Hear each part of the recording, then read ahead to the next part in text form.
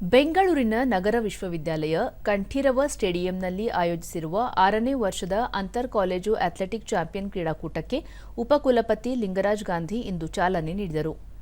ವಿಶ್ವವಿದ್ಯಾಲಯದ ಕುಲಸಚಿವ ಟಿ. ಜವರೇಗೌಡ, ಮೌಲ್ಯಮಾಪನ ಕುಲಸಚಿವ ಡಾ. ಸಿಎಸ್ ಆನಂದ್ ಕುಮಾರ್, ಹಣಕಾಸು ಅಧಿಕಾರಿ ಎಂವಿ ವಿಜಯಲಕ್ಷ್ಮಿ ಸೇರಿದಂತೆ ಹಲವರು ಉಪಸ್ಥಿತರಿದ್ದರು.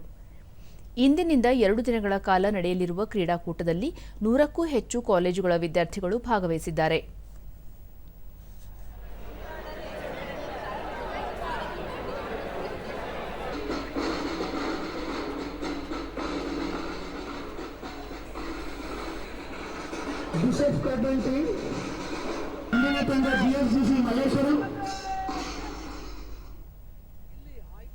ದೂರದರ್ಶನದೊಂದಿಗೆ ಉಪಕುಲಪತಿ ಲಿಂಗರಾಜ್ ಗಾಂಧಿ, ಕ್ರೀಡಾಕೂಟದಲ್ಲಿ 1200ಕ್ಕೂ ಹೆಚ್ಚು ಸ್ಪರ್ಧಿಗಳು ಭಾಗವಹಿಸಿದ್ದು, ಜಯಗಳಿಸಿದ ಕ್ರೀಡಾಪಟುಗಳು ಡಿಸೆಂಬರ್ನಲ್ಲಿ ಭುವನೇಶ್ವರದಲ್ಲಿ ನಡೆಯಲಿರುವ ರಾಷ್ಟ್ರೀಯ ಮಟ್ಟದ ಸ್ಪರ್ಧೆಯಲ್ಲಿ ಪಾಲ್ಗೊಳ್ಳಲಿದ್ದಾರೆ.